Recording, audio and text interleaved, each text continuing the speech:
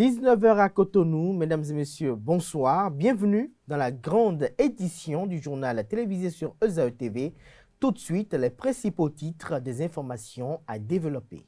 Le représentant du chef de l'État Patrice Talon au sein du conseil électoral, Adolphe Djimon, a déposé sa démission. C'est ce qu'a annoncé le porte-parole du gouvernement, Wilfried Léandre Ngouedji, lors d'une rencontre d'échange avec les journalistes ce vendredi 3 septembre 2021. En cette année 2021, une trentaine de mineurs ont été violés dans la commune d'Abomey-Calavi. Les chiffres ont été rendus publics ce jeudi 2 septembre 2021 lors de la session extraordinaire du comité communal de protection de l'enfant tenue à la mairie d'Abomey-Calavi. Plus de précisions dans cette édition du journal télévisé sur ESAE TV. Pendant que les autorités sanitaires et les personnes touchées crient au danger, les populations semblent pour la grande part, ignorer la gravité de la pandémie à la COVID-19. À l'heure où le gouvernement indique de nouvelles mesures, nos reporters ont effectué un constat de la situation dans les environs du marché international de Dantokpa. Le point au cours de ce 19h.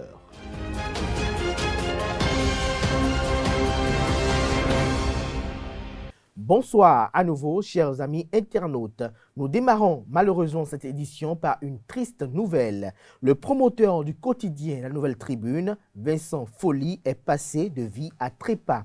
De sources concordantes, son décès est survenu ce vendredi 3 septembre 2021 à Alada. Les mêmes sources renseignent qu'il serait décédé de la COVID-19. Nous présentons toutes nos condoléances à la famille de l'illustre disparu et à toute la presse nationale. Que son âme repose en paix.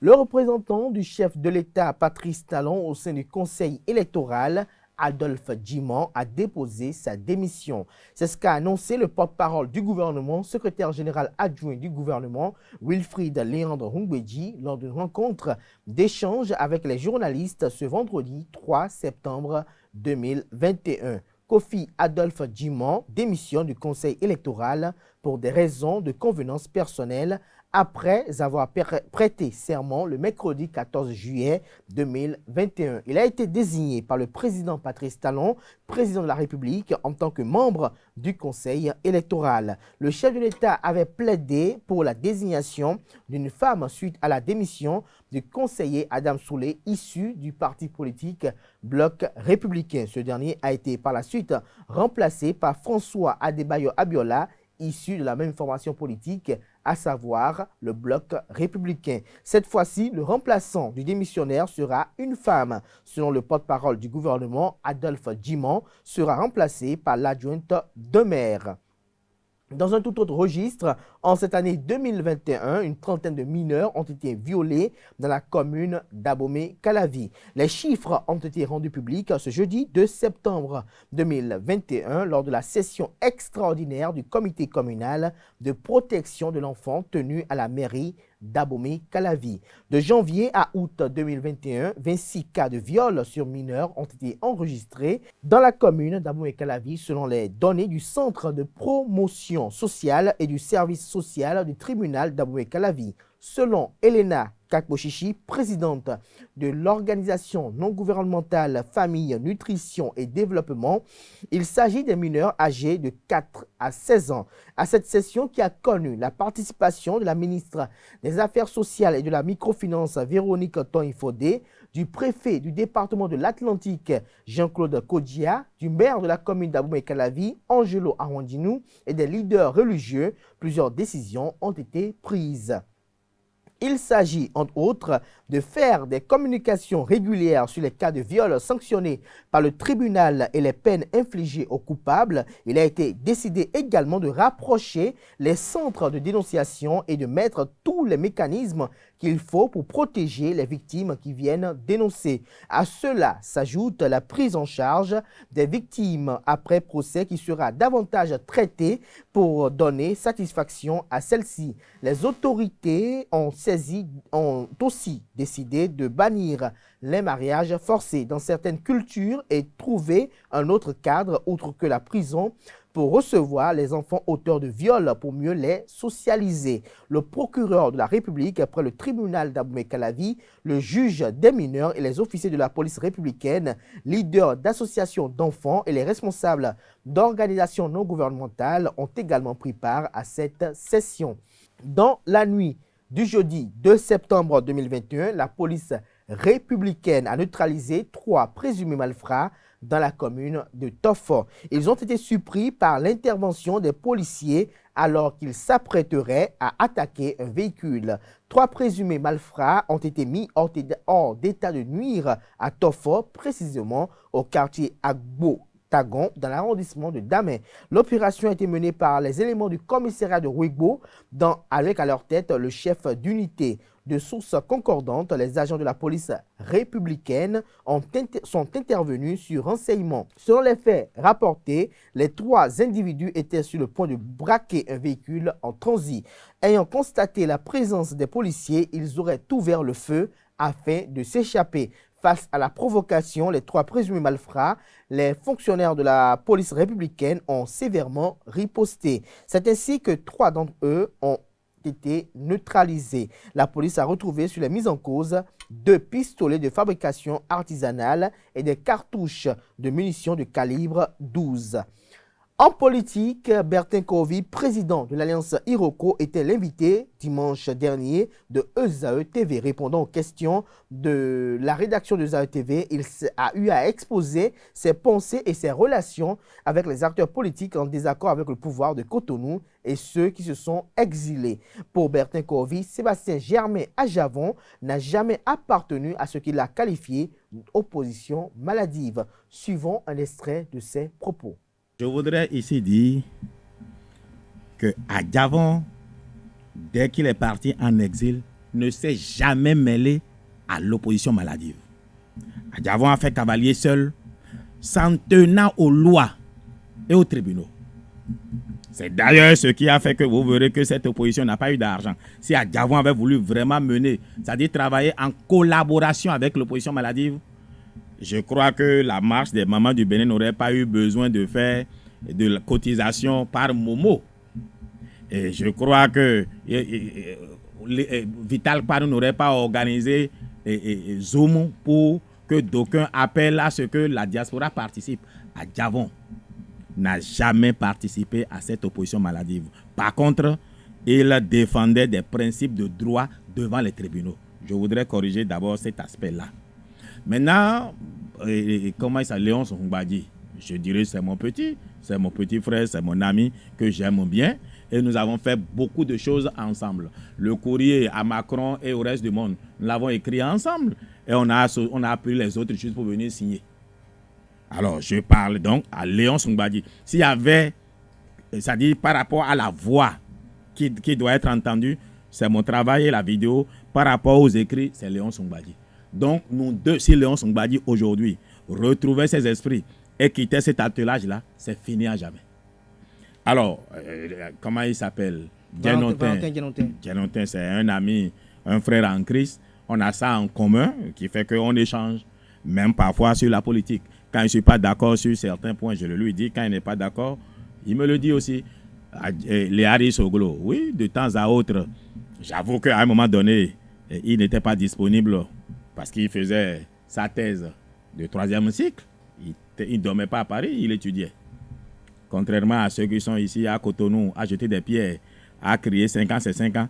Lui, il étudiait, il s'occupait. Alors donc, quand il a fini ses études, oui, on s'appelait, il m'appelait, je l'appelais. Donc on avait de bonnes relations. Mais il y a Kovi, il y a les autres. Parce que je n'ai jamais, au fait, consulté quelqu'un pour prendre d'initiative. Je vais vous dire pourquoi.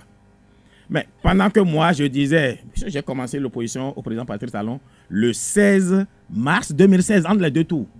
Donc, je suis le père de l'opposition. Pendant que je disais, le programme que le président Patrice Talon est en train de proposer là, va embellir la ville, mais vous allez mourir de faim. Les réformes qu'il demande vont vous amener à vous révolter et vous allez vous trouver devant les tribunaux ou alors en prison. Tout le monde applaudissait. Corvi était celui qu'il fallait bannir. J'ai même pris la peine de pleurer devant la caméra sur le RTB pour dire, je vous annonce vos pleurs à venir. Ils ont fait ce choix-là. Par la suite, n'ayant pas obtenu ce qu'ils attendaient, ils sont devenus opposants. Ils m'ont rejoint. Donc, en réalité, la plupart de ceux qui sont devenus opposants après le sont devenus pas parce qu'ils sont contre ce que Patrice Talon fait, mais ils le sont devenus parce qu'ils n'ont pas eu ce qu'ils espéraient. Car Patrice Talon, qu'a-t-il fait qui n'ait pas été écrit en 2016 déjà dans le document? Prenez son programme de 2016, mais les réformes là, annuler les droits de grève. Mais tout cela a été dit. Et c'est en cela que je dis, mais on ne peut pas dire qu'il a trahi, à moins que les gens ne l'aient pas écouté. Donc, l'opposition là, c'est moi. Car l'opposition ne doit pas être l'animosité, l'adversité à un être humain. L'opposition doit se faire pour des principes et contre des idées. Mais la plupart qui disent qu'ils sont opposants, ils sont opposants à quoi? Ils sont opposants à ce qu'on donne de l'eau à Glasgow. Ils sont opposants à ce qu'il y ait de l'électricité. Ils sont opposants à ce qu'il y ait les infrastructures de base dans le pays. J'avoue que nombreux parmi nous n'ont pas vite compris que la République avait changé. En réalité, je voudrais dire une chose, vous faire comprendre quelque chose. Allez-y. La jeunesse, et ça c'est au président que je m'adresse. Monsieur le président, la plupart des jeunes qui criaient 5 ans, ces 5 ans-là, c'est qu'ils ont cru qu'ils étaient toujours dans la République pagailleuse de 1991 à 2016. Les lois ont changé. Le corpus juridique a changé. Donc, ils n'ont pas compris et ils continuaient par se croire dans la République où on peut dire qu'on peut traiter le président comme on veut. Comme le faisait mon ami de Jonké, dont je ne vais pas citer le nom ici. On traitait Yahiboun de tous les noms d'oiseaux. Et la loi ne permettait pas de punir celui qui le faisait. Mais aujourd'hui, les lois ont changé. La loi sur le numérique, ce n'est pas Patrice Talon qui était au Parlement, c'est Awanvoye Bla qui l'a proposé. Et Awanvoye Bla a bien fait de proposer une telle loi. Parce que quand je lis de quel nom d'oiseau on me traite moi-même sur les réseaux sociaux, je le remercie d'avoir une telle loi que je vais user et abuser pour faire donner une bonne leçon à certains bientôt. Restons avec Bertin Corvi qui, au cours de son intervention, martèle que depuis mai 2021, le Bénin se retrouve dans une nouvelle république, suivant son argumentaire dans ce sens.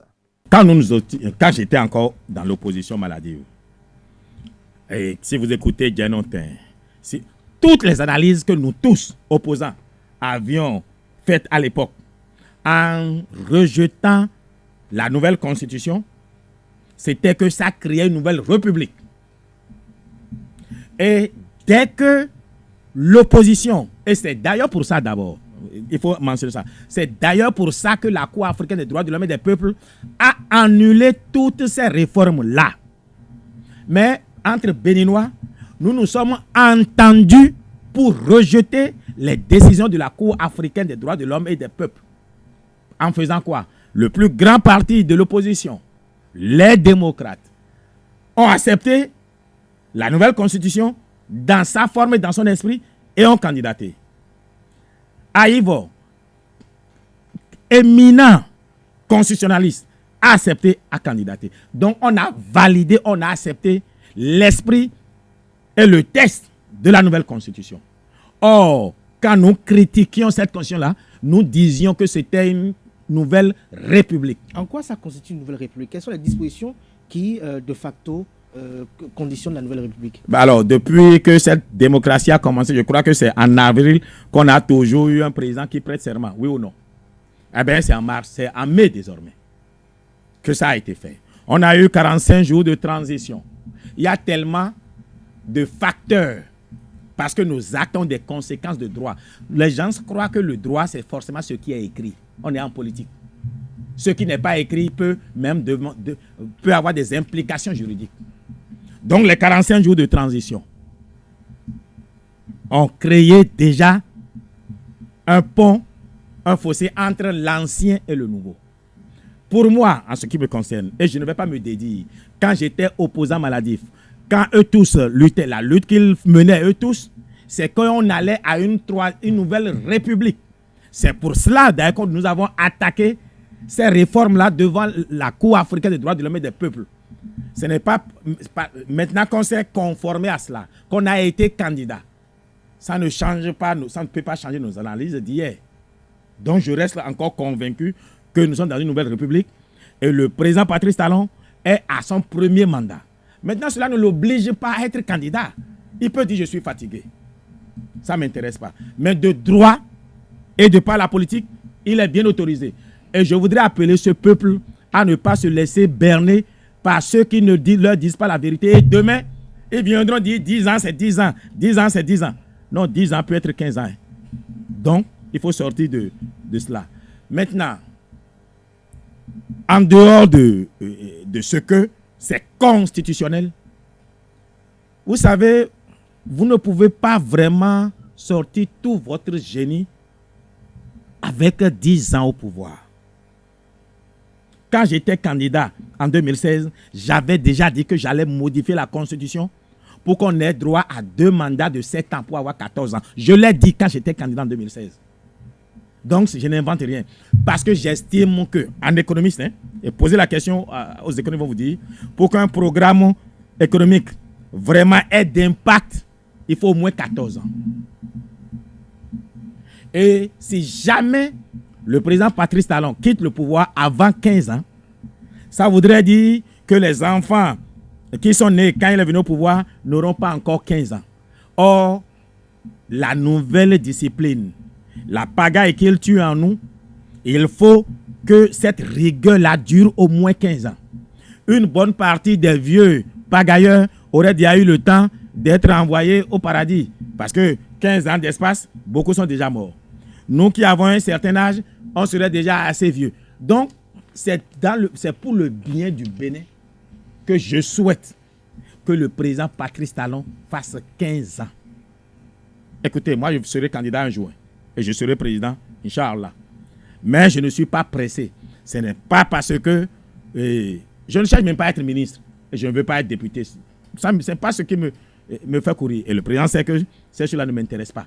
Mais je le dis du plus profond de mon âme, il faut permettre qu'il continue ce qu'il a commencé. Il faut que ça se fasse sur au moins 15 ans. Et après lui, celui qui vient, il faut que cela fasse encore aussi 2 mandats, dans la même rigueur. Si on a 25... Lorsque vous dites que celui qui va venir va faire 2 mandats, est-ce que vous êtes en train d'insigner qu'il pourrait avoir une révision constitutionnelle qui consacre votre vœu que désormais au Bénin, on ait 7 ans renouvelables une fois? Ah, j'en sais rien. Ah, si c'est cela, je serais heureux, mais je n'en sais rien. Je dis juste, lui fait 15 ans, mais le prochain qui doit venir, puisqu'on est dans une nouvelle république, il aura droit à 2 mandats. Si vos espérances doivent se concrétiser, dans la constitution en vigueur actuelle, il y a un article qui dit « Nul ne peut faire plus de 2 mandats de sa vie ». Oh, on va changer ça. Pour le bien du Bénin, il faut bien... Nous ne sommes pas des Français. Et on n'est pas des Américains. La démocratie américaine, là, est à la démocratie française une dictature. Et la démocratie française à la démocratie anglaise, c'est une barbarie. C'est pour vous dire que la démocratie, un modèle politique, n'est pas un produit d'importation qu'on amène d'ailleurs. Tenons compte de nos réalités. En société, pendant que les autorités sanitaires et les personnels touchés crient au danger, les populations semblent pour la plus grande part ignorer la gravité de la pandémie à la COVID-19. À l'heure où le gouvernement indique de nouvelles mesures, nos reporters ont effectué un constat de la situation dans les environs du marché international de Dantokwa. Suivez le récit de Arnaud Kassoui et Martial Rousseau, sans oublier Charbel Canefo. Le Bénin connaît une recrudescence des cas de Covid alors que les gestes barrières sont bafoués. C'est à croire que les Béninois ignorent ce mal. Interrogées, les populations sont partagées en ce qui concerne l'existence de cette pandémie. Parce que je n'en sais pas trop. Par rapport à ce que les patrons me disent, la maladie existe. C'est ça ce que moi je me suis dit à les gens disent que la vaccination ça tue un peu par-ci par-là, mais jusqu'à présent moi je sais pas. Parce que je me suis bien vacciné. Sinon, en fait, la maladie, ça existe.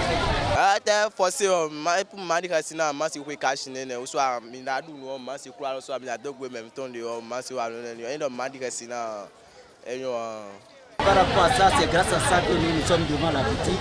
Les clients, on n'aime pas laisser les clients rentrer sans leur masque. Donc avant que tu ne rentres, il faut nécessairement que tu portes le masque. Parce que c'est ce quoi non. Si tu ne portes pas, tu ne peux pas rentrer chez nous. Soucieux de se protéger, certains consomment régulièrement la chloroquine. Notre rôle et votre rôle aussi, c'est de continuer à sensibiliser. Parce que nous ne sommes certainement pas au même niveau d'information. Donc notre rôle premier, c'est de continuer à sensibiliser, de parler plus de cette maladie et de leur dire de respecter les gestes barrières et les gestes d'hygiène qui sont entre autres le port du masque obligatoire, le lavage des mains que vous connaissez bien, et les gels hydroalcooliques et également dès les premiers symptômes, c'est-à-dire une fièvre qui ne descend pas, une décourbature, une toux, dès les premiers symptômes qu'ils aillent se faire dépister, puisque c'est une maladie sérieuse et il faut qu'on la prenne de façon sérieuse. Et aussi aller le plus tôt possible se faire vacciner. Voilà. À l'évidence, il faut sensibiliser davantage pour une prise de conscience réelle des Béninois. Hors de nos frontières, au Congo-Brazzaville, le parti Union panafricaine pour la démocratie sociale a fait ses 30 ans ce jeudi 2 septembre 2021. La Polynésie française prolonge son confinement jusqu'au 20 septembre prochain. Ces informations ont été l'essentiel de l'actualité internationale de cette édition, une compilation de Sonia Ganvo. Au Congo-Brazzaville, le parti de leader de l'opposition congolaise, Union panafricaine pour la démocratie sociale, a fêté ses 30 ans ce jeudi 2 septembre 2021. Ce parti a été fondé en 1991 par Pascal Lissouba, premier président élu du Congo. En RDC, 4 personnes sont tuées lors d'une attaque ce jeudi 2 septembre 2021 sur la route nationale 4 qui relie le Nord Kivu à l'Ituri, 2 provinces placées sous état de siège. L'attaque attribuée à de présumés rebelles, ADF, vise un convoi pourtant sécurisé à l'armée et la MONUSCO. Dans cet incident, une dizaine de véhicules ont été incendiés et plusieurs dizaines de personnes sont portées disparues. 8 personnes ont péri à New York dans une inondation survenue dans la nuit de mercredi à jeudi 2 septembre 2021. C'est ce qu'a annoncé des sources policières à l'AFP. Cathy Hochul, la gouverneure de l'État de New York, et Bill de Blasio, le maire sortant de la capitale économique et culturelle américaine, ont décrété l'état d'urgence suite à ces inondations massives qui concernent potentiellement quelques 20 millions d'habitants. En Nouvelle-Zélande, un terroriste proche du groupe État islamique a poignardé ce vendredi 3 septembre 2021 6 personnes dans un supermarché d'Auckland, a annoncé la première ministre néo-zélandaise Jacinda Ardern. La Polynésie française prolonge son confinement jusqu'au 20 septembre. C'est ce qu'a annoncé ce vendredi 3 septembre 2021 le haut-commissaire Dominique Saurin lors d'une conférence. Ce dernier demande un meilleur respect des mesures de restriction. En sport, les écureuils du Bénin ont bien entamé les éliminatoires de la Coupe du Monde Qatar 2021. En déplacement à Antananarivo, ce jeudi, Khaled Adinon et ses partenaires ont dominé les Barrias de Madagascar sur le score étriqué d'un but à 0. Steve Mounier a inscrit l'unique but de la partie à la 22e minute. Après cette belle opération, les poulains de Michel Dussière ont regagné Cotonou au petit matin de ce vendredi. Et déjà, cet après-midi, ils ont démarré la préparation de la réception des léopards de la République démocratique du Congo au stade général Mathieu Kérékou de Kourounou. Absent de l'expédition malgache, Jodel Dossou a rejoint la troupe hier soir. Les joueurs qui ont disputé l'intégralité du match contre le Madagascar sont laissés au repos. Je vous invite à suivre le sélectionneur Michel Dussueur à la fin de la séance.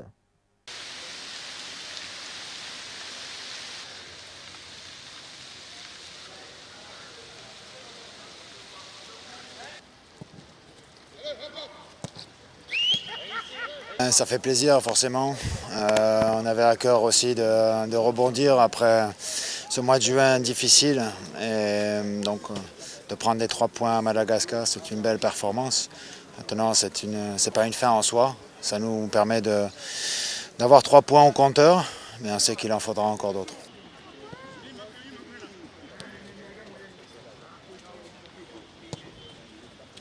Avec détermination. On aura l'objectif de prendre 3 points. Ça nous lancerait encore de manière plus importante dans cette course à la qualification. Maintenant, cette équipe de RDC, on sait qu'elle a des joueurs talentueux, des individualités. Et puis là, ils se sont fait accrocher chez eux, donc je pense qu'ils auront à cœur aussi de réagir. Ce sera important pour eux, donc forcément qu'on s'attend à une opposition difficile.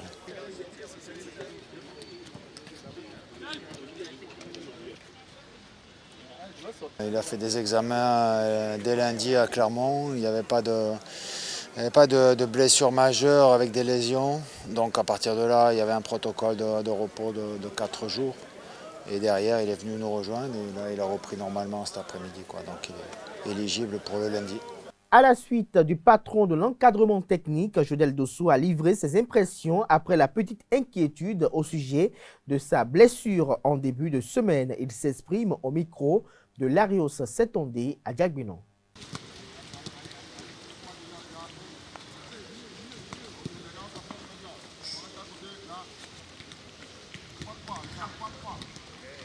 Oui, déjà, j'ai eu un petit pépin, un petit rappel, comme on le dit, au niveau de mes adducteurs. Donc le club avait souhaité que je passe des examens pour être plus précis, pour savoir s'il y a eu saignement ou pas. Et voilà, on a fait les examens et il n'y a pas de saignement. Donc là, maintenant, je peux attaquer, je suis prêt.